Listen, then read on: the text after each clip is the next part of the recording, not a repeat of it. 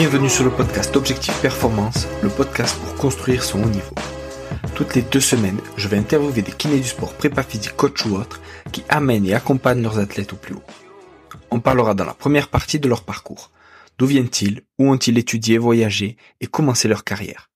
Ensuite, de ce qu'ils font actuellement. Qu'est-ce que cela peut nous apporter en pratique? Quel est leur sujet de recherche actuel? En quoi cela peut-il améliorer nos compétences? Et enfin, on abordera leur mentor, leur livre préféré et comment est-ce qu'on peut les contacter. Comme d'habitude, je compte sur vous pour mettre 5 étoiles à cet épisode sur votre plateforme d'écoute préférée. De la même manière, je vous encourage à partager cet épisode sur les réseaux sociaux, notamment LinkedIn ou Instagram. C'est clairement là où je suis le plus actif et c'est ce qui m'aide le plus pour faire connaître ce podcast. Bonne écoute à tous. Salut Audrey. Bonjour. Merci à toi d'avoir accepté ma demande. On y arrive enfin. C'était compliqué. Mais c'est super, je suis content de t'avoir sur le podcast. Est-ce que tu peux nous donner ta définition de la performance, s'il te plaît? Intéressante question. Intéressante parce qu'on a eu une problématique sur ce sujet-là par rapport au service juridique du RGPD du Sport Data Hub, d'un point de vue légal. Où ils nous demandaient des définitions, et en fait celles qu'on trouvait, c'était celles qui sont très opérationnalisées dans des articles scientifiques, tu vois, qui ont une orientation soit très physio, soit en lien avec la détection et ainsi de suite. Donc du coup, ça nous a amené un peu à se pencher là-dessus, et souvent, tu vois, comme sur la partie de détection, où nous, on en parlera peut-être plus tard, mais on change aussi, on essaye de faire changer le terme de talent identification, qui est le terme anglo-saxon, pour parler d'estimation de potentiel, et c'est à la fois un changement sémantique et un sens mathématiquement. Et donc, j'aime bien aller chercher l'origine, l'historique des termes et des mots. Donc, performance, en gros, t'as un ascendant qui est plutôt anglais, qui est résultat, les résultats de course hippique, ainsi de suite. Donc, c'est vraiment le résultat d'une action, d'une compétition. Et tu as un ascendant aussi français. Et tu as l'Académie française, je crois, où il me semble que c'est ça qui va le définir plutôt comme un accomplissement. Donc ça qui peut avoir pas mal de sens dans l'accompagnement des athlètes et des sportifs de haut niveau. Et celui que j'adore en lien avec nos travaux sur la détection, c'est l'étymologie du performare en latin, qui est composé de per et formare, et qui veut dire former entièrement. Donc ça a un sens très fort sur l'atteinte d'une performance quand tu es sur le développement à long terme d'un athlète, sur la partie estimation de potentiel et accompagnement des jeunes athlètes. Donc moi j'aime, c'est l'avantage aussi des mots en français, quoi, c'est que c'est polysémique, donc du coup tu choisis aussi la définition qui te convient bien, mais je pense que c'est par ce côté polysémique il englobe tout ça en fait. C'est à la fois un résultat, c'est comment tu arrives à ce résultat sur le former entièrement, et puis c'est l'accomplissement en fait, c'est des années de travail en fait, la performance que les spectateurs auront la chance d'aller voir à Paris ou de regarder sur toutes les chaînes qu'ils le souhaitent. Super. Donc c'est l'ensemble de ça, je pense. Je trouve que c'est pas mal de regrouper tout ça pour définir une perf. Parfait. Est-ce que tu peux nous expliquer un peu ton parcours, d'où tu viens, qu'est-ce que tu as fait comme études et qu'est-ce que tu fais maintenant? Ok. C'est assez simple. Parcours STAPS en France. Filière EducMot, le CAPEPS, enseigné 1 an ou deux, puis un autre master orienté sur la performance à Paris Descartes, entraînement, biologie, nutrition, santé. La différence aussi de passer de province à côté de La Rochelle, puis et d'arriver à Paris, c'est que là, en finissant major de ces promos, on te propose des thèses. Donc j'avais la possibilité d'en faire une sur l'hypoxie plutôt avec le professeur Richalet, qui était à Bobigny à l'époque, ou une à l'INSEP. Donc je me suis orienté sur celle à l'INSEP. Et la chance d'arriver à l'IRMES, l'Institut de recherche biomédicale et d'épidémiologie du sport, il y a en 2010, quand je commence mon doctorat, donc il y a 14 ans, où tu appliques des méthodes épidémiologiques au sport de haut niveau. Et donc, tu commences à traiter des données quand les données arrivent vraiment. Et donc, tu te formes en même temps que le sujet prend de l'ampleur, devient stratégique.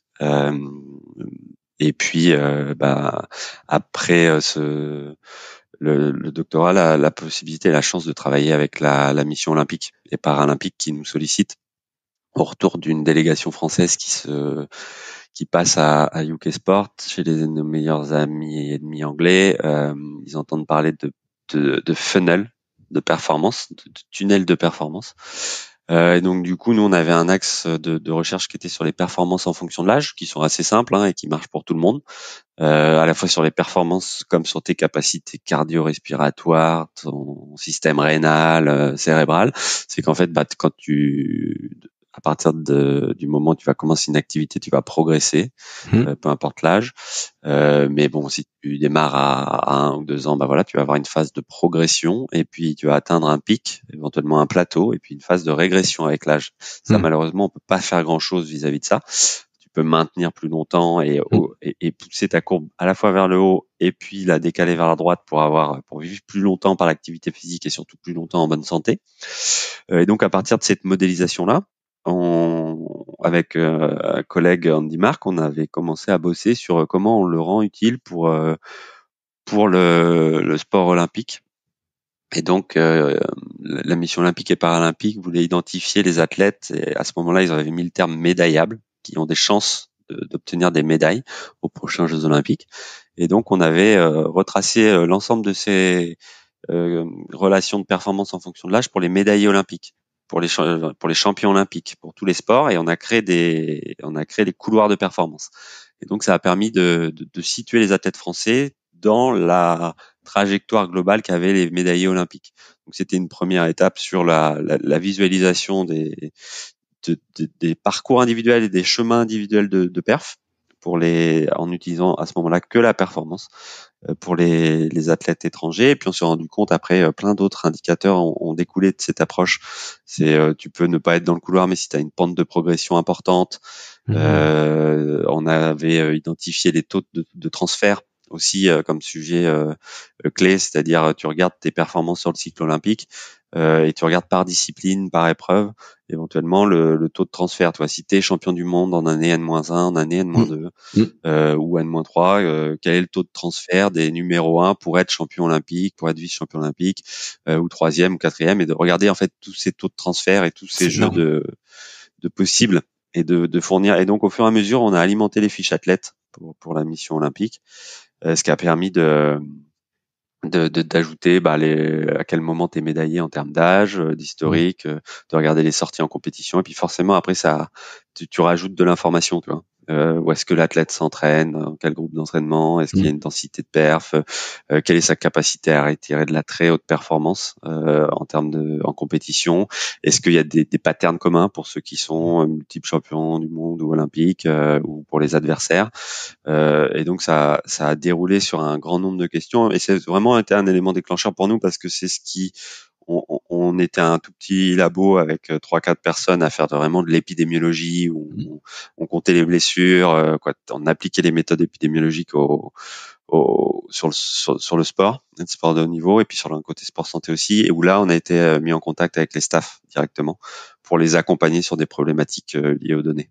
Et puis ça a permis d'enclencher après un peu plus tard quand même, quand il y a eu la création de l'Agence nationale du sport, où on a été sollicité pour coécrire le plan national d'attaque, après figurer le Sport Data Hub, et puis engager des fonds auprès de l'Agence nationale du sport pour dans le cadre de ce Sport Data Hub qui est une tripartite entre l'Agence nationale du sport, l'INSEP et le ministère des Sports, d'avoir une équipe de 5 personnes, dont 4 ingénieurs de données pour créer Médaillabilité, qui est une équipe qui calcule et qui fournit des outils pour rendre visible à l'agence et aux fédérations. On achète plus de 30 millions de données de résultats sportifs à Gracenote, qui sont mis à jour toutes les nuits sur tous les sports olympiques et paralympiques, de pouvoir exploiter toutes ces bases de données pour rendre visibles les trajectoires individuelles de perf, dans quel contexte concurrentiel se situent les adversaires des Français, faire des confrontations on a un onglet confrontation sur les sports de combat, et puis surtout d'estimer la probabilité d'être champion olympique pour tous les athlètes de la planète, avec des marges d'erreur bien entendu. Là, cet outil, il faut faire très gaffe on en parlera peut-être tout à l'heure, mais on a un bouquin qui sort gagné avec les données. L'apport des données est concomitant des limites et des biais qu'on y met. Et donc là, avec cet outil-là, tu as un biais qui s'appelle le biais d'interaction, qui peut être très fort. Faut pas prendre ça à argent comptant, c'est un modèle.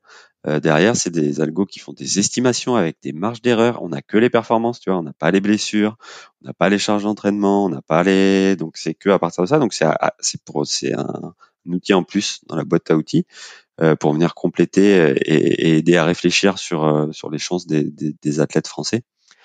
Et puis il y avait aussi, on s'est un peu bagarré pour maintenir une thèse aussi dans ce groupe-là qui a été réalisée par Audrey Di-Fernand sur l'estimation des potentiels pour Paris 2024 pour créer des outils. Donc ça, c'est tout un pan de recherche, c'est un des gros axes du labo.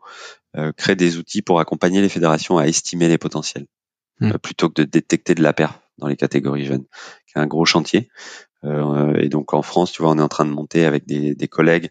Et ce qui est intéressant, c'est qu'on arrive à monter un groupe national avec des entraîneurs, des prépas physiques, des anciens entraîneurs, des TN, des profils divers pour s'emparer de ce sujet-là, considérer les âges relatifs biologiques d'entraînement, créer des outils pour ça et questionner, tu vois, des chercheurs comme Seb Rattel sur la physio de l'enfant, questionner les timings et tempos de développement qui sont individuels pour pas appliquer à des gamins et des gamines des espèces de succédanés de ce que des entraîneurs peuvent penser du haut niveau ou ce qu'ils ont réalisé dans le haut niveau que tu appliquerais avec des doses un peu moindres parce que sinon tu t'exposes, tu tiens pas compte des particularismes des jeunes athlètes et tu les exposes à des risques de burn-out, de blessures et d'abandon de la pratique. Et ce qui est grave, c'est que c'est abandon de la pratique.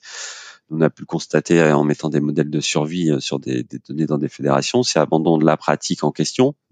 Si tu fais de la natation, mais si tu dégoûtes des jeunes athlètes, ça peut être abandon de la pratique en général. Et donc là, c'est un enjeu de capital santé et c'est un enjeu sanitaire. Quand on voit de société complet, hein. Quand on voit dans le Lancet, là, en 2020, t'as un papier qui est sorti sur 149 pays. La France, on est le 119e en termes de capacité cardio-respiratoire et de conditions physiques des enfants. On a perdu 20% de la VO2 max en 20 ans. Et c'est hyper grave. C'est ouf. C'est ouf. J'ai un peu débordé sur le parcours, peut-être. C'est très bien. Tu t'arrangeras. Hein. C'est très bien. C'est très bien. Je me suis déjà noté plein de trucs pour revenir sur le couloir de performance. Est-ce que vous l'avez fait en fonction des sports et est-ce que tu vois des sports entre guillemets à maturité ou alors ils sont très forts très jeunes et des sports olympiques où il faut une maturité, il faut beaucoup plus d'expérience, il faut tout ça, tu vois. Qu'est-ce qui joue? Est-ce que vous avez fait en fonction des sports et qu'est-ce qui joue un peu en résumé en fonction de quel sport? Alors bien sûr c'est en fonction des sports, c'est même en fonction des épreuves ou des disciplines, tu vois. Alors plus le sport va être, ce qu'on a pu constater, tu vois, au labo, on l'a validé sur plus de 40 sports. On l'a validé sur le paralympisme. On l'a entre handicap inné et acquis. C'est pas du tout les mêmes moments d'atteinte du pic de perf. On l'a validé en sport santé. On l'a validé aussi sur des marathoniennes lorsqu'elles tombent enceintes. En gros, si elles tombent enceintes avant le pic de performance ou après, si c'est avant, elles vont avoir des performances supérieures par la suite. Elles vont continuer sur leur courbe de progression. Par contre, si c'est après le pic de performance, elles vont revenir sur leur courbe de performance, qui a un niveau un peu moindre, mais qui est celui du déclin en fonction de l'âge. Et ça, on l'a montré aussi sur la blessure. Tu vois, c'est quand si tu te fais un croisé, tu vas retomber à zéro à un moment donné parce que tu peux plus marcher. Oui. Et puis tu vas progressivement mettre du temps pour revenir et on calcule des scores à quel moment on estime que tu vas revenir sur ta courbe dans le processus RTP. C'est un des éléments aussi, tu vois, c'est le retour de perform, c'est à quel moment tu reviens à ton niveau initial. Mais parfois c'est pas le niveau initial, ça doit être un niveau supérieur si tu es avant ton pic ou un niveau un petit peu moindre peut-être qui peut être accepté si tu as passé ton plateau.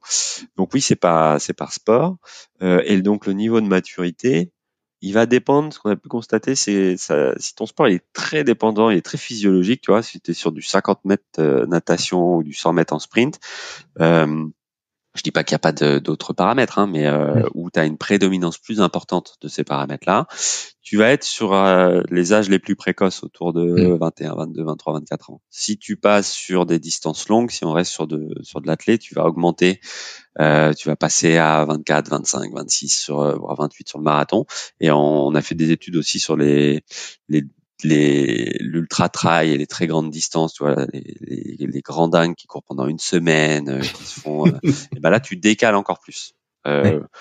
Pourquoi tu décales encore plus? Aussi parce que donc forcément on a cherché des hypothèses. T'as des hypothèses sur le shift des myofibrilles où vont passer toutes celles qui sont plutôt de profil type 2 vont basculer sur du 1 potentiellement avec l'âge. Il y a des réflexions autour aussi des nocicepteurs qui évoluent avec le temps, peut-être un peu moins réceptifs. Donc tu as tous ces éléments-là qui ont été discutés. Mais donc en fait, on arrive à estimer des âges au pic qui sont dépendants du sport et de l'épreuve.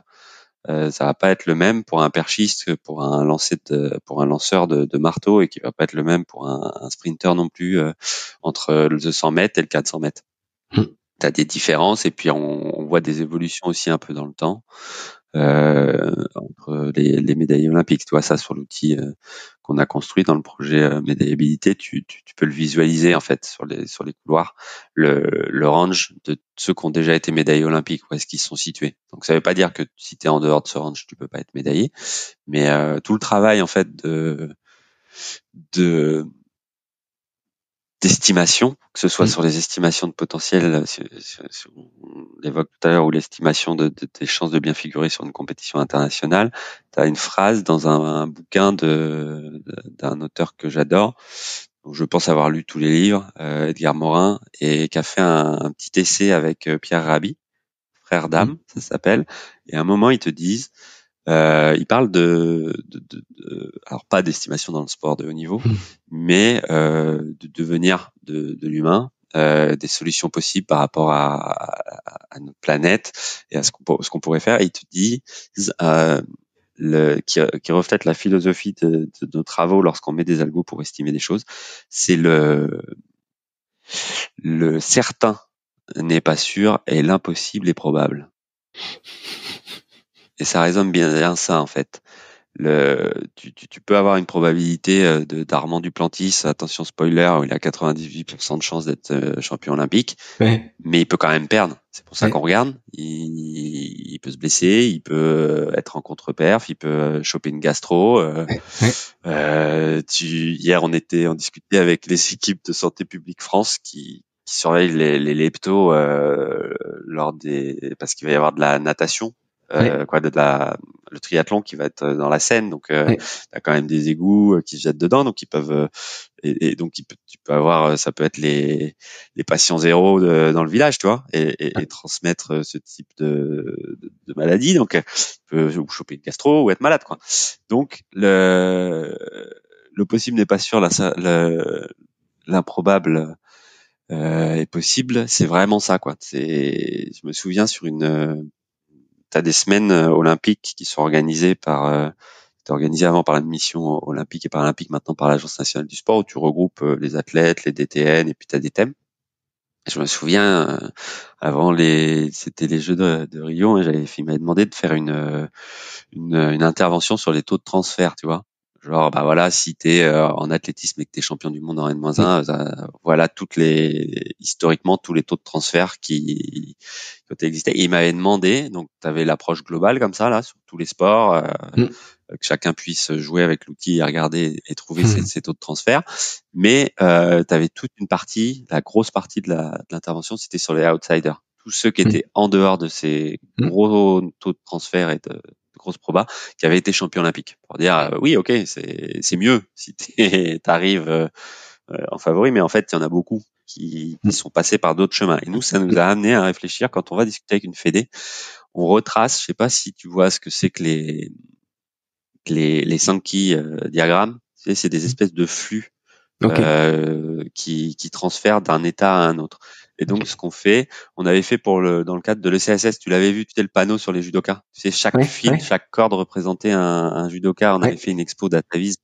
Et donc, on crée ces outils-là de manière dynamique où on montre en fait toutes les trajectoires individuelles depuis 30 ans de tous les médaillés olympiques dans la discipline en question. Et parce que en fait, tu vas toujours arriver où c'est pas pareil. Ok, si tu arrives avec d'autres exemples ou des papiers, nous dans notre sport c'est pas pareil. Donc on essaye de montrer en fait quelles sont les trajectoires qui ont été prises depuis 20, 30, 40 ans dans le sport en question et par où sont passés en termes de performance les champions olympiques, les champions du monde. Et puis tu as des trajectoires complètement atypiques, celle de Teddy Riner, c'est le cadre de cette expo-là, où tu vois, il est tout le temps en haut. Mais tu vois même des GOAT comme Clarisse Agbenienou sur ce même exemple, qui est beaucoup plus fluctuante en termes de perf. Et du coup, ça te fait rentrer sur la partie de l'individualisation. C'est chaque chemin, chaque parcours, chaque trajectoire, elle est unique. Et donc, c'est le niveau d'accompagnement que tu questionnes derrière. Qu'est-ce que tu mets en place à partir d'un profilage d'un athlète et des capacités d'un moment pour l'emmener à ce niveau-là. Ça veut dire que tu vois, ça fait partie des missions qu'on a nous. C'est t'as la mission où on accompagne sur le profilage, on capte des données dessus, où tu discutes sur la programmation que peuvent mettre en place des staffs pour savoir si d'un point de vue souvent, les questions, c'est ils veulent qu'on les challenge un peu d'un point de vue scientifique, est-ce que c'est cohérent et ainsi de suite. Et puis, et surtout, tu as toute une partie chez nous aussi, Perf Analytics, qui travaille sur c'est quoi la demande compétitive. Donc, tu caractérises les exigences compétitives, qu'est-ce qu'il faut pour gagner, comment les adversaires gagnent, comment ils perdent, et comment on construit des stratégies, on propose, on discute sur les stratégies d'adaptation pour gêner les adversaires. En fait, notre labo aujourd'hui, traite les grandes bases de données dans le sport de haut niveau. Donc, tu en as partout.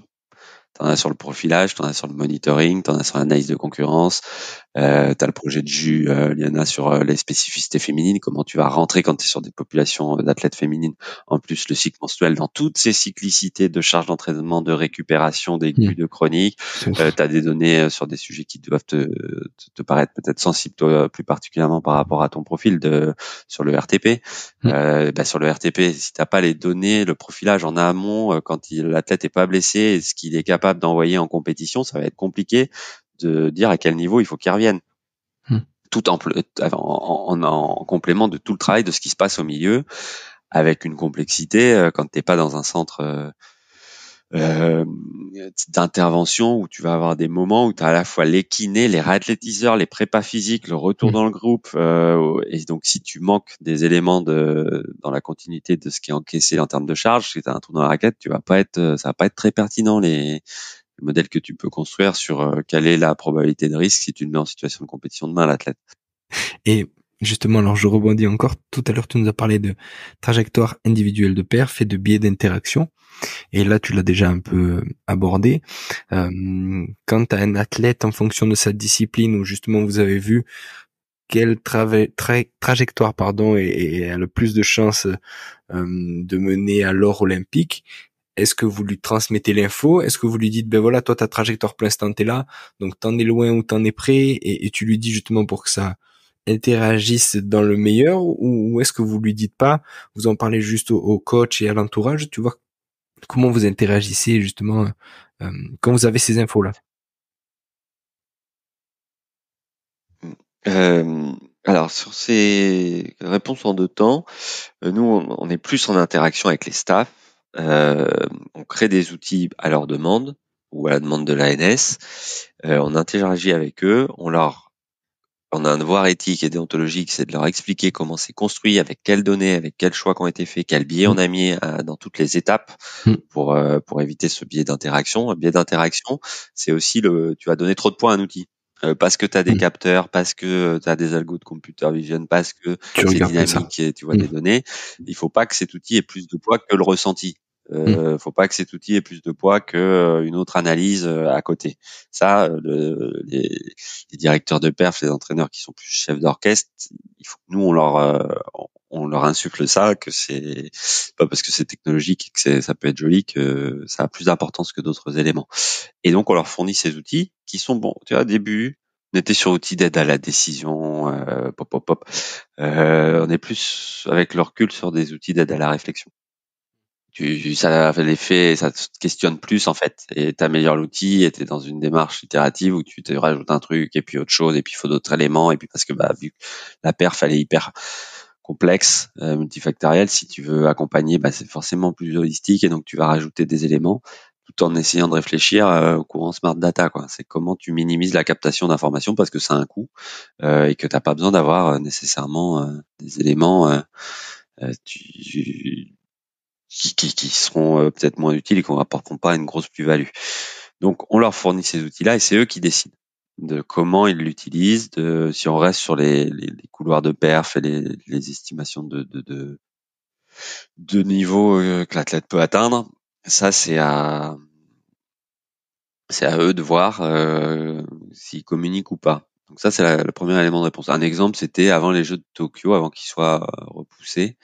On avait travaillé, au lieu d'utiliser la quarantaine de variables qu'on a pour estimer les chances d'être médaillé, on avait pris que 4.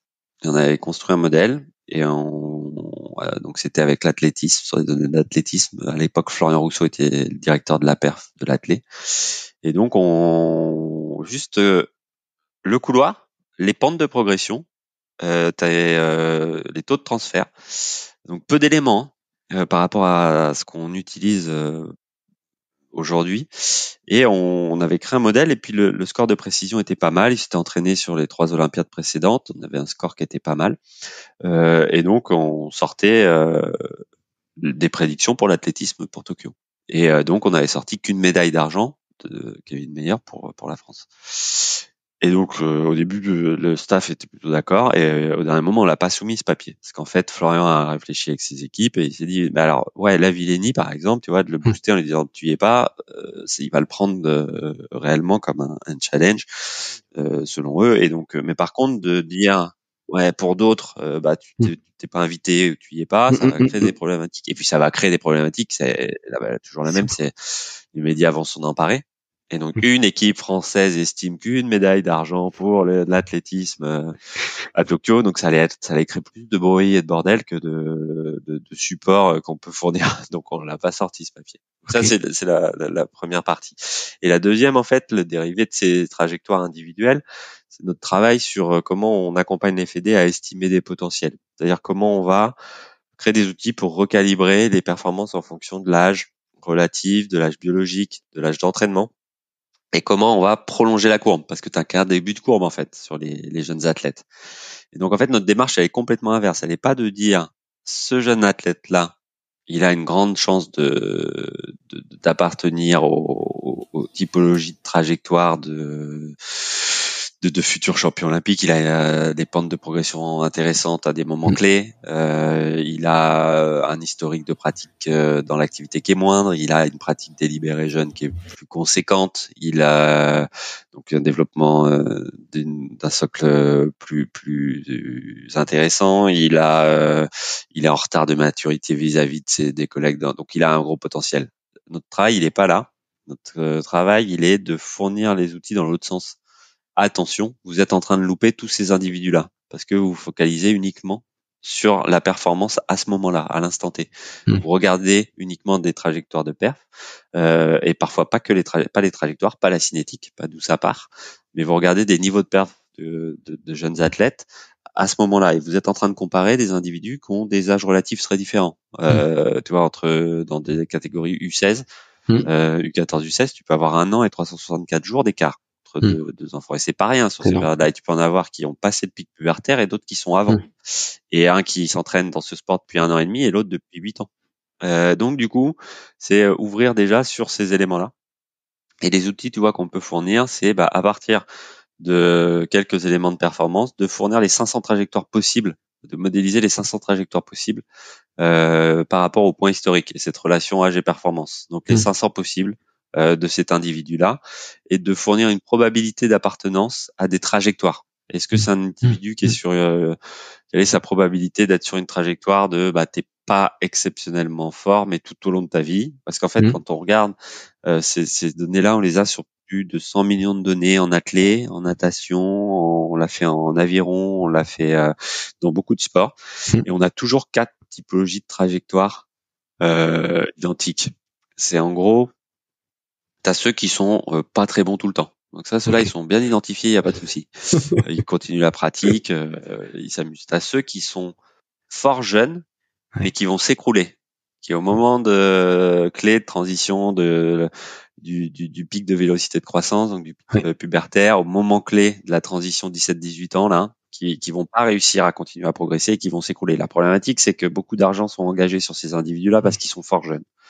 T'as ceux, par contre, qui nous intéressent le plus, qui n'ont pas des niveaux de performance élevés jeunes.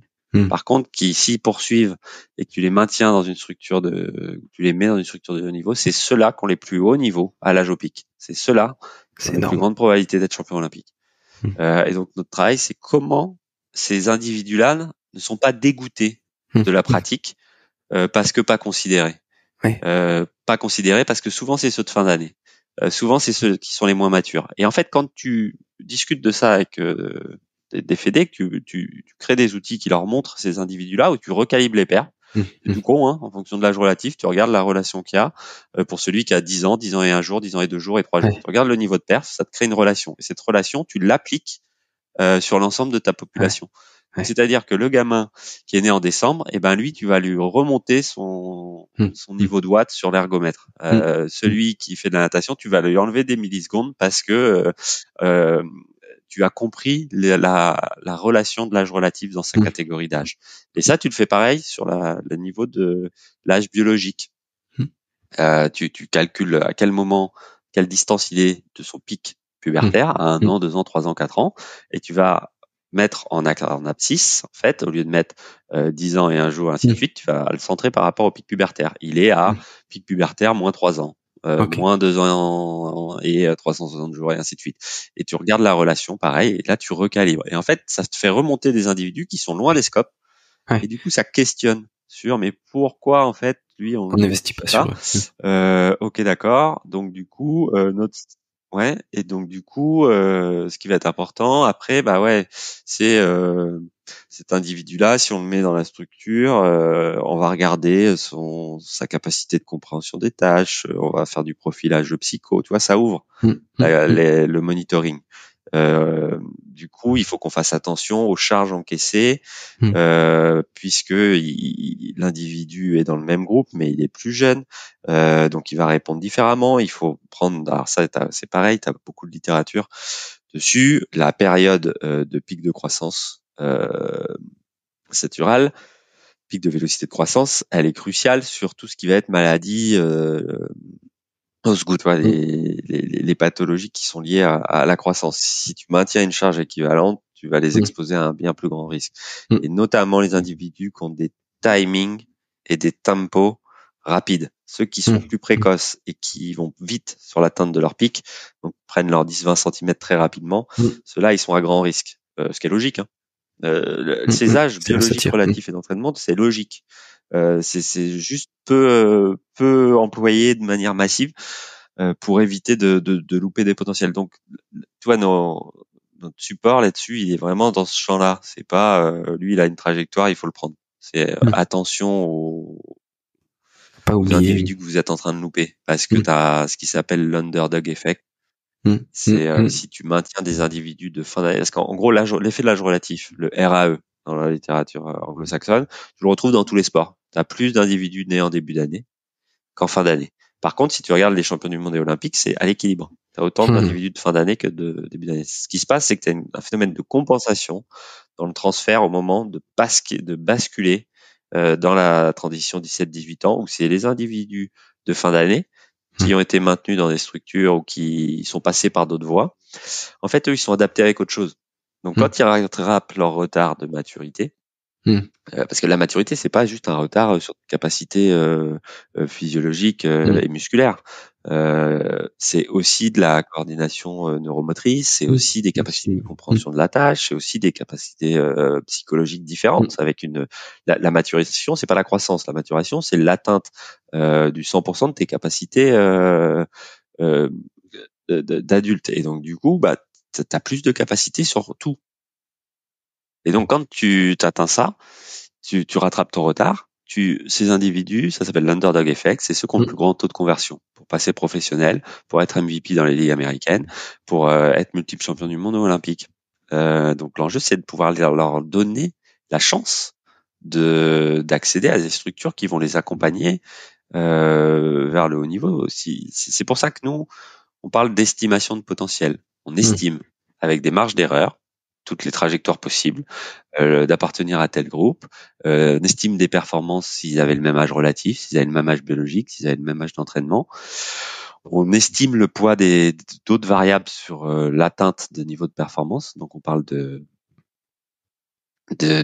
trajectoire de vie, où on va venir contextualiser les couloirs de perf en fait avec tout un tas d'autres éléments sociologiques, psychologiques, la place dans la fratrie, à quel moment ils prennent une première licence, à quel moment ils se spécialisent dans l'activité pour faire attention à l'hyperspécialisation précoce ou la spécialisation précoce, quelle est la densité du groupe d'entraînement dans lequel ils sont, quand est-ce qu'ils intègrent une structure, quelle est la première compétence départementale, régionale, nationale, internationale, quels sont les premiers niveaux au niveau de perf sur ces compétitions-là, pour venir contextualiser, essayer de comprendre de manière individuelle le poids de toutes ces variables-là.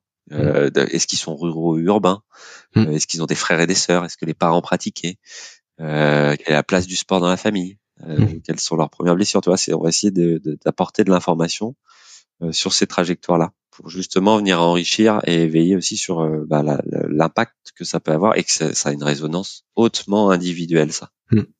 C'est ouf, c'est ouf. Et sur l'underdog effect, moi j'entendais parler dans le rugby où on disait que souvent ceux qui perçaient en pro, c'est pas ceux qui avaient toujours été, on va dire, leaders dans les équipes de jeunes, qui étaient les meilleurs dans les équipes de jeunes, qui étaient toujours à la pointe, mais c'était plutôt ceux qui étaient, on va dire, remplaçants, jamais le favori, tout ça, ben justement underdog quoi. Toujours là quand il faut, mais en même temps jamais celui qu'on couche en premier sur l'équipe type quoi. Et on disait que il y avait un aspect c'est parce qu'ils ont toujours dû se battre pour exister entre guillemets qu'au moment de passer pro, ben, ceux qui ont toujours été underdog et outsider, ben, ils ont l'habitude de fournir ce travail, alors que ceux qui ont toujours été bons sans, entre guillemets, en s'entraînant un peu moins, etc., ben, ils n'arrivent pas à passer le cap. Est-ce qu'il y a un aspect comme ça aussi par rapport au travail fourni et tout ça, et donc l'habitude d'avoir travaillé, ou pas trop? Complètement, l'underdog effect et l'effet de l'âge relatif, ça a d'abord été montré dans les sports où tu as besoin de gros gabarits. C'est d'abord le hockey sur glace, le rugby qui ont montré. Donc tu as des études qui ont quantifié cet effet-là.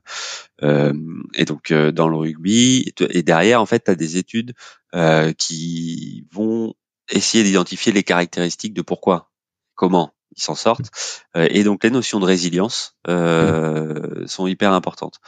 Et puis de construction vis-à-vis de l'échec. Tu vois, Vertu de l'échec, super bouquin j'adore aussi Charles Pépin. Tous ces bouquins, c'est aussi un autre bouquin qui est génial qui s'appelle de Matthew Syed, Black Box Thinking. Comment tu t'amènes une structure sportive de haut niveau, une structure peu importe laquelle, à penser boîte noire, à penser comment tu identifies les facteurs quand tu échoues, parce que c'est de tes échecs que tu apprends le plus. Et donc du coup, eux, ils sont en situation d'échec tout le temps. Ils sont pas titulaires, ils sont pas physiquement, ils sont moins forts, techniquement, il faut qu'ils compensent. Ils ont des capacités de coordination qui sont moindres parce qu'ils sont moins matures, ils sont plus petits, ils peuvent pas jouer sur la physicalité notamment. Donc c'est pour ça que c'était dans le rugby et le hockey que ça a été montré en premier. Et donc c'est toutes ces capacités-là qui sont en train de construire, c'est la capacité à se construire avec d'autres pairs, à se reconstruire. Alors il y a eu une étude qui a été faite, c'était le Great British Medalist Project. C'est après les Jeux de Londres, les Anglais ont publié justement tout un nombre conséquent de variables qui impactaient la réussite de leurs multimédaillés. Et notamment cette espèce de Rocky Road là, où ils avaient, et ça était un peu mal interprété, parce qu'ils avaient c'est toujours qu'une étude scientifique, donc c'est dans un champ particulier avec cette population-là, ces données-là, où ils avaient montré qu'en fait ceux qui étaient multimédaillés, ils avaient vécu des échecs, et ils avaient vécu des événements traumatisants, pas identifiés comme traumatisants par eux, et donc ils se sont reconstruits, mais traumatisants dans le sport, tu vois, donc non sélection pour des Jeux Olympiques alors qu'ils sont champions du monde ou vice-champions du monde, ou alors ils arrivent ultra favoris et ils échouent complètement. Donc ce type d'événement-là, mais aussi des personnels, tu tu vois, perte de proches, séparation, décès d'enfants, de parents et ainsi de suite. Et donc ça avait été interprété de façon un peu bizarre dans le sport, ça. Mais en tout cas, ça soulignait ses capacités de reconstruction et de résilience. Les anglo-saxons, ils sont forts sur tout ce qui est long terme athlète développement. Ils sont maintenant ceux qui ont travaillé grandement sur les Anglais, les Canadiens, Singapour. Travaux géniaux aussi là-dessus. Ils travaillent sur le processus de sélection des sélections. En fait, ils sont en capacité d'aller dire à des capitaines de sport co comme le rugby ou le foot, tu retournes dans ta structure, dans ton académie, tu vas pas faire le tournoi destination jeune ou tu vas pas faire, on va pas t'emmener sur la compétition internationale, alors qu'il est leader incontesté et que le sujet n'est pas son niveau de perf. C'est juste pour créer ses capacités de résilience, pour créer ses capacités de frustration et de dire tu retournes en fait et voilà ton cahier de vacances. On t'attend sur ça. Tu dois progresser sur le leadership, tu dois progresser sur cette capacité-là, tu dois progresser sur ces composantes physiques ou physiologiques. Et en fait, ça a double avantage, ça, parce que ça permet d'ouvrir le pool de ceux que tu maintiens. Vu que tu écartes des individus que tu sais que tu vas garder et qui sont très forts, tu fais rentrer des individus qui, eux, ne seraient pas là, normalement. C'est là où tu peux faire rentrer tes underdogs, les maintenir dans le système et leur dire, voilà, maintenant tu vas repartir dans ton académie ou dans ta structure, mais on t'attend sur ça. Et surtout, on sait que t'envoies des signaux forts, là. On te voit. On te voit et on t'appelle régulièrement. Donc, on continue à miser sur toi. Donc, t'ouvres le pool d'individus grandement en faisant ça. Donc, c'est hyper intéressant, ce processus de sélection. Mais ça veut dire que tu travailles dans ces filières-là sur des potentiels. Donc, tu acceptes d'avoir des équipes nationales qui t'es pas sélectionneur des U16, t'es pas sélectionneur des U20. Tu mets pas la meilleure sélection. Tu construis pour ton équipe senior. Le message, il est différent. Ça veut dire que t'as pas tes financements. Putain, c'est ouf. Qui sont tributaires de tes réussites, de tes U16, U18, U19, U20, quoi. Et sur ce processus-là, est-ce que tu penses que c'est clairement expliqué, ce processus sélection des sélections? Est-ce que c'est clairement expliqué en lui disant, ben voilà, on sait qu'entre guillemets, si on te frustre, si on te brime, et si on te donne du travail à faire pour revenir, on sait que tu vas être plus fort que si on te garde toujours dans l'équipe, que tu es toujours le premier, que tu es toujours le capitaine, tout ça. Tu vois, est-ce que c'est clairement dit ou est-ce que tu le frustres sans lui expliquer pourquoi? Ça, je sais pas. Je travaille pas avec eux. Il y a quand même des petits enjeux de concurrence. Donc ça, je sais pas de quelle façon ils l'amènent et je sais pas. Faudrait discuter avec des psychos, tu vois. Quel est le mieux d'un point de vue réponse. Parce que c'est toujours la même question. Hein. Tu as des stimuli. Ça reste toujours ça. Le haut niveau, pas pareil, tu vas varier tes stimuli pour toujours générer des adaptations. Donc il faut, si tu prends l'exemple des charges d'entraînement, tu as commencé par le volume, tu augmentes le volume. À un moment, tu peux plus, donc tu vas jouer sur l'intensité. Et puis à un moment, tu vas jouer sur la densité. Donc ton ratio travail-récup à l'intérieur. Tu peux pas toujours être à haute intensité ou sur les mêmes registres. Et puis par moment, après, tu vas jouer sur l'orientation des séances, comment tu les enchaînes les unes entre elles pour créer des nouvelles adaptations. Là, c'est un peu pareil. C'est pour ça que quand tu prends la littérature scientifique sur le talent ID, identification de talent, identificaré en latin, ça veut dire idem, t'as idem dedans, c'est celui qui est pareil, c'est comment j'identifie une tasse, une fleur, un crayon, et tu es crayon, tasse ou fleur ad vitam, ça veut dire, hein. Donc c'est pour ça que nous on parle de potentiel. Potentiel, c'est le terme de puissance derrière. C'est en devenir. C'est quelque chose qui n'est pas présent mais qui est ici possible en devenir.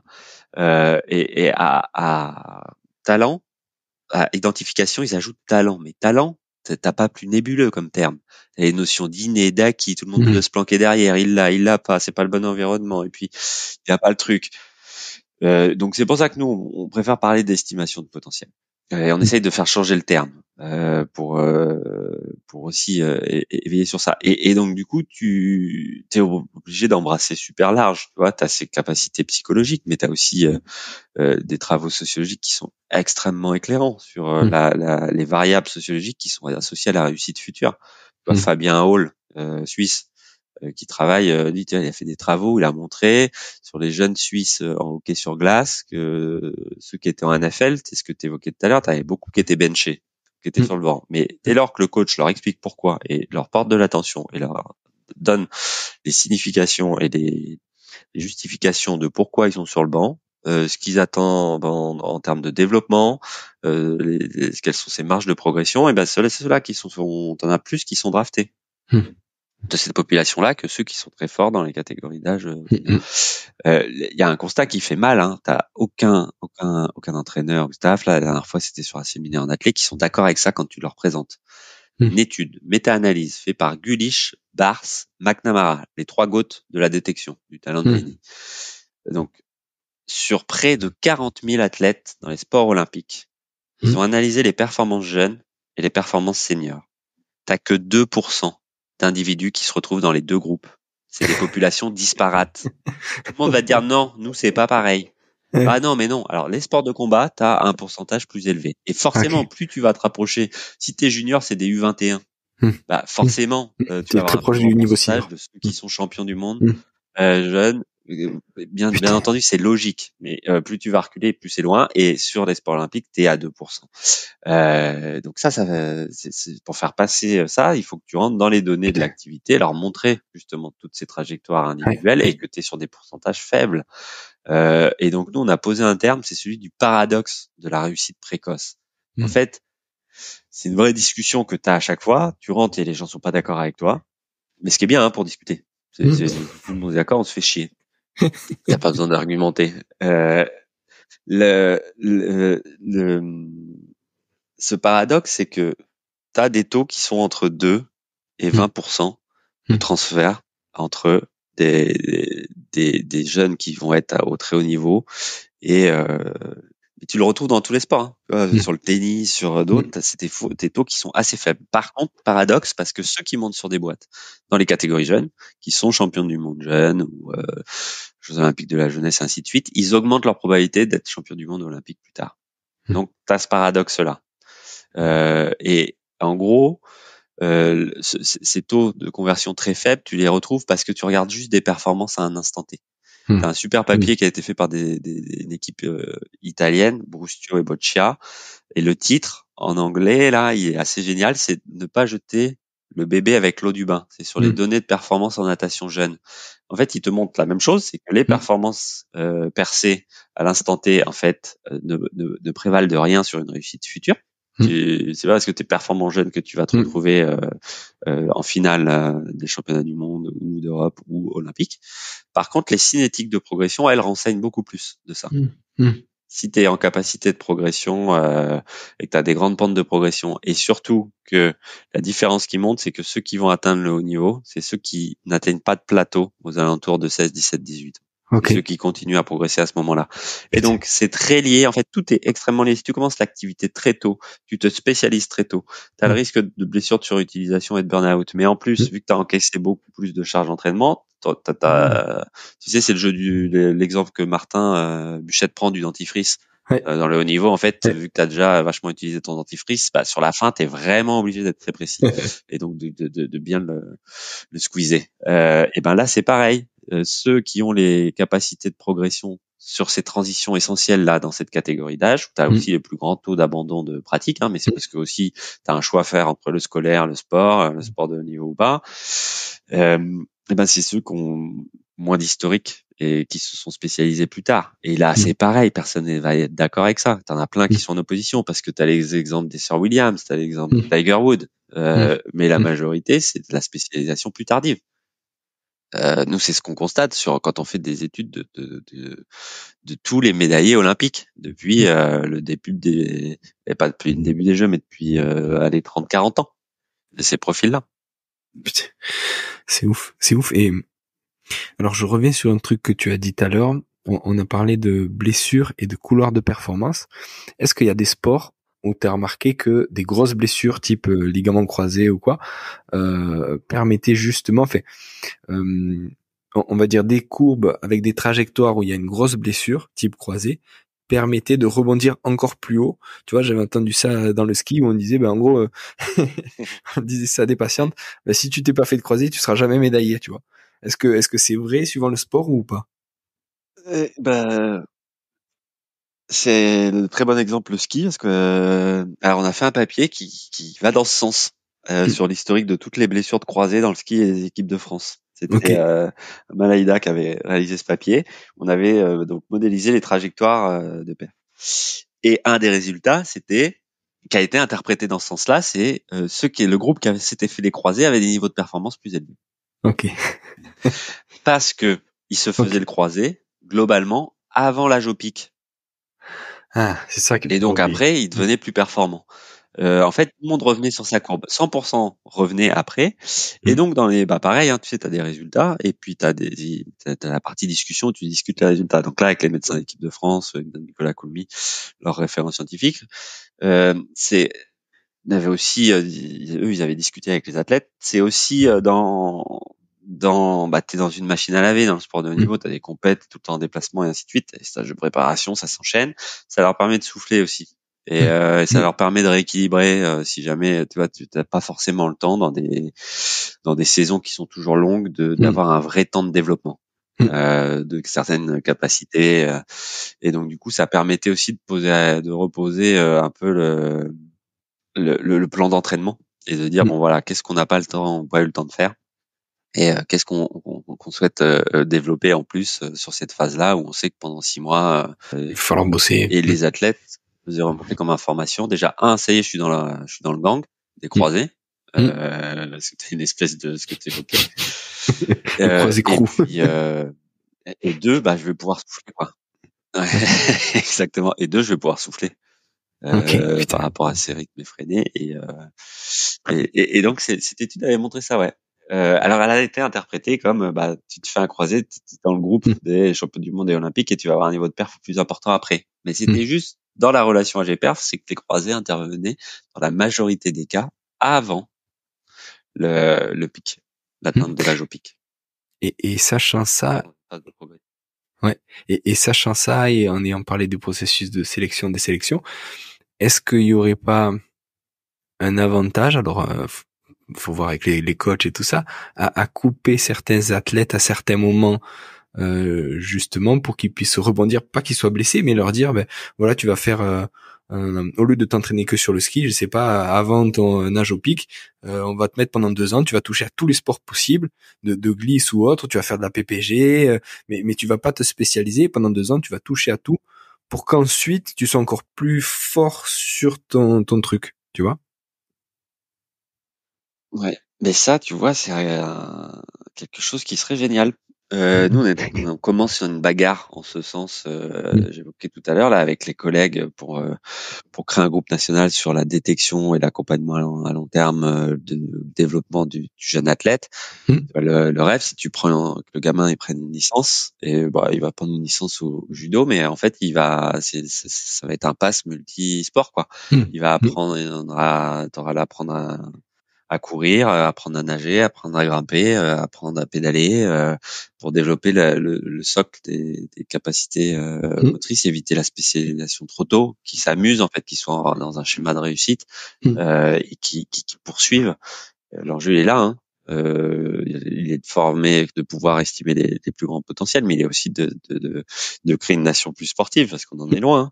Hein. Mm. Quand tu reviens à l'étude du Lancet, évoqué au début là où on est 119e nation, on perd sur toutes les capacités, nos enfants perdent sur toutes leurs capacités physiques et physiologiques et de conditions physiques, c'est catastrophique. Donc Mm. nous on va se bagarrer, on entame des démarches pour ça, on met en place un premier CCS, un truc de formation continue au sein de l'INSEP, on réfléchit pour comment atteindre les différentes strates au sein d'une fédération et les clubs parce qu'en fait c'est dans les clubs que tout se passe Mm. Mm.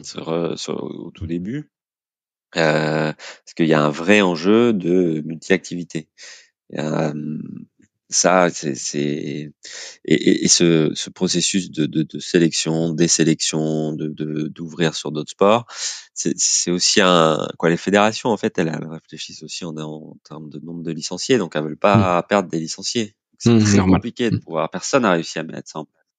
Les Suédois qui ont réussi là récemment, là il y a une semaine ou deux, qu'il n'y ait plus de compétition jusque leur U17. Je sais pas si tu as vu passer ça, tu vois. Non. Parce que la compétition fait que t'es dans les clubs, et ben ils veulent gagner. Ouais, ils veulent pas T'as besoin de construire. la compétition, Ouais. te frotter aux autres. Mais t'es pas dans donc tu mets ceux qui sont les plus forts, t'es pas dans le développement de tout le monde. C'est un sujet qui est compliqué parce qu'il est aussi politique, celui de la détection et du développement à long terme des jeunes athlètes. Mais c'est sûr que de réussir à harmoniser un développement global, c'est un enjeu extrêmement fort, mais sur la construction des individus aussi. Tu vois, c'est de les mettre en réussite dans différents sports, trouver celui qui kiffe le plus pour qu'ils continuent, pour pas qu'ils arrêtent la pratique. T'as pas qu'un enjeu de haut niveau, c'est comment tu santé publique. Ouais. t'amènes à une nation à être plus sportive. C'est totalement sur la santé publique. Oh, c'est ouf. Ouais, c'est ouf. Adrien, est-ce que en quelques mots, tu peux nous expliquer un peu à quoi ressemble une semaine type ou une journée type pour toi? Est-ce que tu vas à la rencontre justement des entraîneurs pour débriefer la recherche, les études que vous faites? Est-ce que tu passes toute ta journée à faire de la recherche, à discuter avec tes collègues ingénieurs, tout ça? Qu'est-ce que tu fais? Il y a un peu de tout ça. Donc on est un laboratoire. Donc tu as une partie aussi que tu n'as pas évoqué, mais d'encadrement de stagiaires un peu, mais de doctorants. Donc tu as aussi une partie d'échange avec les futurs docteurs. Tu les accompagnes sur. Donc là, nous la démarche, comme en tout cas c'est ce que je fais, j'encadre que des thèses en chiffres. Avec Yanis qui est préparateur physique des équipes de France de basket, Jeanne avec Chloé qui est analyste pour le skate, avec là on en a déposé une la semaine dernière avec Eddie qui est un analyste dans une structure professionnelle, pour que être au contact des staffs et de savoir quelles sont leurs problématiques pour construire un problème de recherche qui soit une réponse aux problématiques de terrain. Et en fait, parce que nous, on utilise des données et donc on crée des outils. Les outils, il faut que les fédérations, les structures sportives de haut niveau aient la main. T'as un enjeu de souveraineté aussi. T'as des AMS, tout le monde capte à peu près les mêmes informations. L'intelligence, elle est dans ce que tu en fais, comment tu les croises et ce que tu vas faire pour répondre aux questions pertinentes des staffs. Et donc ça, tu peux pas le laisser au mec qui va le vendre à ton concurrent. Donc, il faut que tu aies des individus qui soient en capacité de faire évoluer les outils tous les jours. Donc, tu as une partie avec les stagiaires, les doctorants. Tu as une partie scientifique où tu traites des données et tu vois ce que tu peux faire comme article et tu publies et tu soumets. Tu as une partie, on est quand même un laboratoire où on est évalué par la HRS et où il faut qu'on trouve des fonds. Donc, tu es aussi chercheur de fonds. Tu réponds au projet ANR, on a différents projets. T'as une partie où donc nous on est en support des équipes de France et des staffs. Donc t'as les équipes de France et les staffs qui te sollicitent pour dire voilà, on a toutes ces bases de données, il faut que vous nous aidiez, on a ça, on s'occupe de ça en descriptif, on a en routine, mais voilà, la base elle est conséquente et aidez-nous à regarder des relations entre des charges d'entraînement, des capteurs, de la vidéo, on veut tout synchroniser pour identifier les schémas qui nous amènent à la réussite ou les données qu'on a taguées sur toutes les compétitions pour identifier comment les adversaires perdent. Est-ce que vous pouvez regarder différemment? Souvent, ils viennent avec des questions assez précises. Sur la charge d'entraînement, c'est je peux pousser sans les péter. Celui là à chaque fois. Ou mettez-nous du vert, du orange et du rouge sur le risque de blessure. Par contre, ils captent pas grand-chose. Donc, tu vois, tu as tout un travail. C'est quoi la question? C'est l'analytisation, c'est le risque de blessure. Est-ce que vous rentrez les blessures? Parce que ton plus grand risque de blessure, il est lié à tes blessures historiques. Donc, si t'as pas ça déjà, donc tu vois, t'as un gros boulot d'accompagnement, d'identifier quel niveau de maturité aussi sont les staffs pour pas aller leur mettre dans les pattes un truc qui est trop complexe ou pas assez. Quel est le niveau de maturité autour des données de leur structure.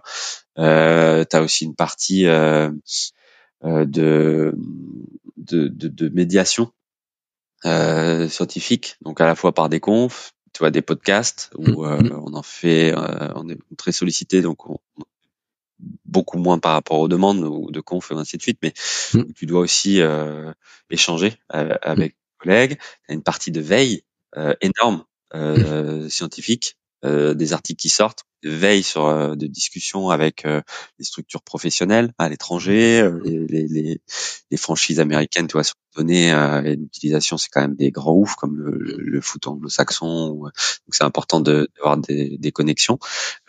Les analystes d'autres nations, quand tu peux échanger, tu vois, avec ceux qui font le même taf pour Team USA, UK Sport, les Hollandais, les Australiens, les Japonais, c'est toujours pertinent.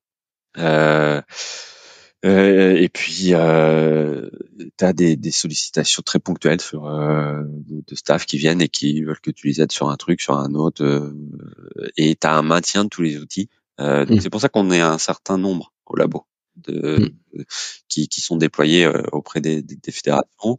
On est aussi sollicité dans le cadre du Sport Data Hub. Sur différentes, tu vois, t'es un peu identifié sur des champs, tu vois, dans le labo, t'as Issa et Guy qui sont sur l'analyse de concurrence et la vidéo, t'as Juliana qui est sur les spécificités féminines, t'as Julien et Nico qui sont sur le paralympisme avec le gros projet de PPR. Moi, je suis identifié sur la partie détection et charge d'entraînement. Donc, t'es sollicité après par rapport à des thèmes en particulier. Okay. Donc voilà comment les journées se résument. Tu peux être aussi parfois emmené sur des compètes, soit pour fournir des analyses, soit pour en amont, pour regarder ce qu'ils veulent que tu as un œil extérieur pour essayer de voir comment les adversaires utilisent les données. Donc ouais, les journées c'est ça qui est intéressant, c'est qu'elles sont différentes. Et puis tu changes de staff assez de mission, donc tu vois différentes personnes, différentes typologies de données, c'est intéressant. Ah, super. Est-ce que tu as des mentors, des gens qui t'ont aidé et qui t'aident encore? Oui, bien sûr.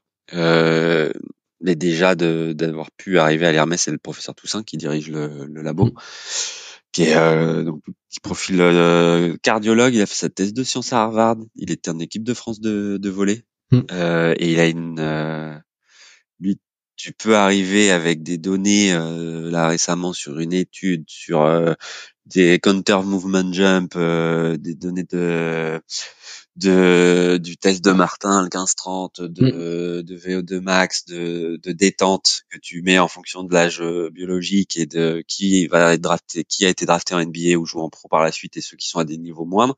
Et tu finis à discuter des travaux de Dawkins, quoi. C'est une vision extrêmement large, extrêmement tu vois, tu questionnes à la fois les fondements biologiques de pourquoi tu as des différences de hauteur de saut, mais contextuelles dans un champ extrêmement large, quoi. C'est pas que le Pôle France de basket. Donc extrêmement intéressant. Et c'est nous on a au labo tous les jeudis matins, c'était une réunion de recherche où chacun, t'as une ou deux ou trois présentations, va présenter ce sur quoi il travaille. Chacun dit ce qu'il a fait dans la semaine et quels sont les nouveaux projets pour ceux qui ont envie de travailler dessus, viennent et embarquent sur ces projets-là. Et c'est les moments les plus durs en termes de présentation de résultats scientifiques. De soutenir ta thèse derrière, c'est tranquille. Les questions que tu peux avoir en congrès, mais tu te dis, mais posez des vraies questions, les gars, quoi. Parce que là, tu rentres dans un niveau de détail. Parce qu'autour de la table, t'as des physiciens, des mathématiciens, des kinés, des médecins, des cardiologues, des docteurs en stats, des docteurs en mathématiques, t'as des profils très différents. Et c'est une culture c'est très scientifique, c'est erreur-échec, quoi. C'est pourquoi t'as fait ça, pourquoi pas ce modèle, si tu testais ça et pourquoi. Et donc ça creuse fortement. Donc ça fait partie des mentors. Un autre qui m'a marqué et me marque toujours, c'est Florian Rousseau aussi sur la place de notre rôle, la posture. Lui, il est très attaché à la posture. Posture basse, tu vois, c'est de faire comprendre avant tout à un staff que tu es là en support. Ça, c'est un bouquin, tu vois, que chaque individu qui veut être un sport scientist, à mon avis, devrait lire. How to Support a Champion de Steve Eggman, qui était le mec à la tête de tous les sport scientists et data scientists de UK Sport pour le cycle de Londres et de Rio. Il gérait pas mal de monde. Et c'était le premier à poser la notion de support scientist. Si on revient sur l'étymologie de support, supporter, c'est supportare, c'est porter par-dessous, quoi. Et lui, sa première expérience dans le haut niveau, il arrive avec Sir Redgrave. tu vois, où il passe énormément de temps à faire très probablement le lactate et il parle pas et où ça peut matcher, c'est parce que le mec, il a une phrase qui m'a accroché dans mon bureau, elle est encadrée, c'est les scientifiques pensent qu'ils savent, par rapport aux athlètes, ils ne savent rien. Tu vois, il lui sort ça la première fois qu'il discute. Et il a raison. Et il dit, bah, on va pouvoir commencer à bosser ensemble parce que lui, il a été 5 fois champion olympique sur 5 Olympiades différents. Et il dit, t'as pas essayé en tant que physiologiste de me dire, il faut que tu fasses du polarisé ou il faut que tu fasses ça. Il fait la première fois, j'ai été champion olympique en faisant de l'aviron. La deuxième fois, j'étais sur beaucoup de foncier. La troisième fois, bah, du polarisé. La quatrième fois, bah, t'as plus le même âge, donc tu utilises des trucs à haute intensité un peu plus, et ainsi de suite. Et donc, t'as plusieurs voies. T'es toujours sur l'individualisation du parcours. Donc, ouais, le professeur Toussaint, Florian Rousseau. Et puis après, c'est dans les vertus de l'échec. T'as une phrase où t'apprends énormément plus de tes échecs, mais tu peux pas en une vie échouer suffisamment. Donc il faut que tu apprennes des échecs des autres. Et pour ça, il y a beaucoup de quoi. Moi, je lis beaucoup en dehors aussi du sport. Alors ça fait partie du taf de lire des papiers scientifiques, mais lire des bouquins et en lire beaucoup, je pense que c'est important aussi pour ouvrir sur ce qu'on fait. Parce que tu as beaucoup la tronche dans des données, dans des protocoles, mais faut le contextualiser, faut l'écarter, quoi. Qu'est-ce que tu as lu dernièrement qui t'a marqué ou que tu relis?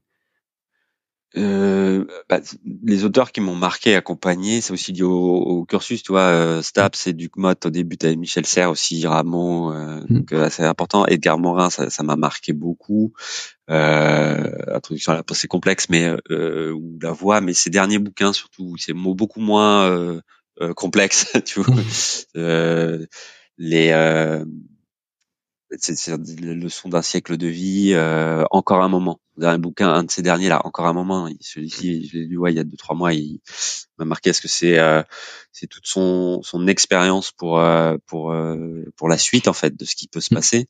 Donc très très pertinent. Récemment, je te disais tout à l'heure, c'est Charlie Fornacier et Claude Fauquet sur une intervention qui a évoqué Charles Pépin et les vertus de l'échec. Je suis rentré par ce bouquin, j'ai acheté tous ces bouquins, je les ai tous lus. Une capacité de médiation philosophique. Tu vois, nous en tant que chercheurs, on doit faire de la médiation scientifique, de lire et de comment il aborde les problèmes, des problèmes sociétaux, des problèmes généraux et qui les raccroche à des philosophes et quelle est la démarche pour embarquer donc pas son auditoire parce que je l'ai pas vu en conf mais dans son bouquin c'est juste génial la façon dont tu l'écris. Après tu vois ça fait quoi Black Box Seeking que j'évoquais, celui-là aussi il est hyper important dans la démarche de comment tu amènes les doctorants avec qui tu travailles, les collègues avec qui t'es, la structure dans laquelle t'es, à être résiliente, à travailler sur ces échecs, à mettre des capteurs sur tes échecs. Pourquoi t'échoues? Alors, nous, c'est un peu plus facile parce qu'on est tout le temps reviewé sur les papiers, on se fait tout le temps cartoucher, t'es toujours obligé de creuser et c'est le principe d'erreur-échec de la science. Mais c'est compliqué, hein. T'as des phénomènes de dissonance cognitive où tu vas justifier l'échec. Non, mais ça, c'est des causalités externes. Non, mais tu vas t'enfoncer dans, ben non, en fait, c'est Alex Guyon d'Ediguerre, un ancien de ses managers, je crois, qui lui disait, on va s'installer confortablement dans l'inconfort, là. On va discuter de pourquoi on réussit pas. Tu vois, ça, c'est hyper important. Mais en fait, c'est toute une culture. Ça veut dire que tu ne mets pas l'échec comme un échec. Tu vois, c'est juste une étape vers la réussite. C'est pas toi qui es en situation d'échec. C'est cette situation sur ce projet-là, à ce moment-là, qu'est-ce qui a pas fonctionné et qu'est-ce qu'on en tire pour pas que ça se reproduise. Donc faut vraiment amener, tu le vois hein, sur les doctorants au début où ils essaient de travailler tout seul, de faire tout, machin, où il faut que tu t'ouvres, tu questionnes, tu montres aux autres, c'est pas une démarche qui est nécessairement naturelle, celle-ci. C'est ouf. Donc, non, dans les bouquins qui peuvent marquer aussi, quand t'es dans notre champ de taf, t'as aussi Talent Code qui est plutôt intéressant. À lire, t'as les 10 Rules aussi des anglo-saxons. Il y en a beaucoup. En fait, moi, c'est le conseil que je donne, c'est de lire beaucoup aussi, pas que dans notre champ, dans d'autres champs au doctorant parce que c'est hyper important, ça te sort la tête et puis tu fais des parallèles et c'est en fait ça qui t'amène à construire c'est à relier les points comme disent les anglo-saxons. Moi j'étais assez catastrophé quand je suis rentré dans la littérature scientifique du talent ID. T'as l'impression que t'as les physiologistes qui font l'identification du talent identification, qui travaillent sur les aspects physiologiques. T'as les psychos, t'as les sociaux, t'en as qui sont sur les perfs et tu te dis mais à un moment quand est-ce que vous regroupez tout? C'est pour ça que nous on a été amené à construire les parcours de performance, quoi, les trajectoires de vie, parcours de vie, et à se dire bah tu pars de la trajectoire de perf et tu viens la contextualiser avec le max d'infos que tu peux et t'essayes de relier tout ça. Et donc c'est pour ça que Michel Serres et Edgar Morin, moi m'ont marqué dans les ouvrages que j'ai pu lire parce que c'est des penseurs qui vont, notamment Morin sur la complexité, te dit mais tout est interconnecté en synergie d'un niveau de complexité qu'on ne perçoit pas, qu'on ne peut pas mesurer. Donc nous aussi, tu vois, quand tu captes des données, que tu mets des capteurs ou que tu fais des études, tu ne captes qu'une petite partie du monde.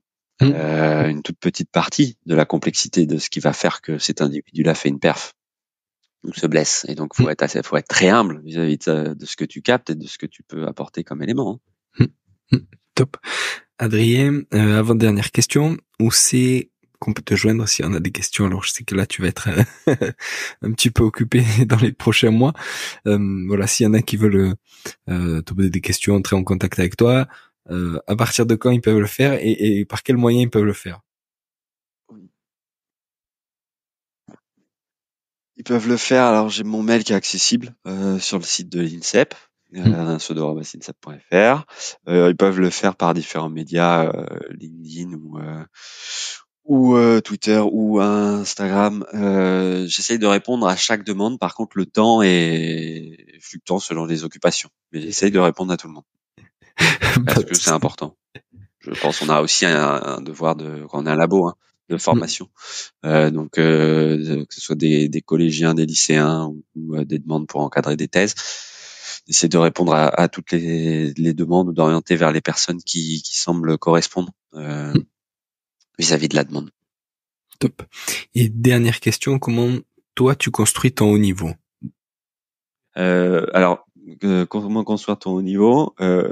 Alors pour ce qui est de ma propre performance, j'aimerais avoir plus de temps. Tu vois, j'ai fait un match de tennis mercredi. J'ai réussi à gagner, mais en blessant à moitié au mollet. Donc, t'as pas assez de temps. Ce que j'essaye de faire et qui est essentiel, c'est pour éviter de me blesser, c'est de dégager du temps chaque jour pour faire du sport. Parce qu'on est tous assujettis à trop travailler dans le sport de haut niveau parce que les staffs ils sont dans la machine à laver complètement tout le temps en train de bosser. C'est d'essayer d'arrêter de couper pour avoir du temps en famille le soir et de pas retravailler la nuit. De pas retravailler après quand les gamins sont couchés parce que ça amène à des niveaux de fatigue qui sont importants et puis après t'es moins pertinent, donc t'as tes phases où t'es obligé d'envoyer comme ça, mais donc moi ce qui est essentiel c'est de me dégager du temps chaque jour pour faire du sport et chaque jour quand les enfants arrivent de l'école ou quand je suis là, c'est de couper et jusqu'à leur coucher de couper et d'essayer de pas me remettre à bosser après pour avoir du temps aussi avec ma femme, donc et de pas trop travailler le week-end même si t'es obligé de coller sur des mails, mais c'est vraiment cet équilibre là et pour mon niveau, quand tu vieillis, tu changes, t'es handballeur, là tu passes au tennis. C'est malheureusement d'essayer d'avoir un petit peu plus de temps pour mieux se préparer. Et on sait très bien que la relation avec GPR nous dit que notre haut niveau, il y aura des activités nouvelles, donc on progresse. Voilà. Mais ça va pas aller vers des capacités on va pas pouvoir réitérer de plus en plus de matchs, on va pas pouvoir être de plus en plus puissant encore très longtemps, quoi. Donc il faut continuer à s'entraîner chaque jour pour maintenir le plateau, quoi. Pas de souci. Merci beaucoup, Adrien. Merci à toi pour l'invite. À la prochaine. Merci beaucoup. Salut. Voilà. Merci d'être allé au bout de cet épisode. J'espère que vous êtes régalés autant que moi. Si vous voulez m'aider, le mieux est de partager cet épisode au plus grand nombre. Parlez-en autour de vous. Débriefez-le avec vos collègues en live ou sur les réseaux. Qu'en avez-vous retenu? en quoi cet épisode peut vous aider à construire votre haut niveau. N'hésitez pas non plus à me faire un retour ou à me proposer des personnes à interviewer, je répondrai avec plaisir. À très bientôt pour un nouvel épisode.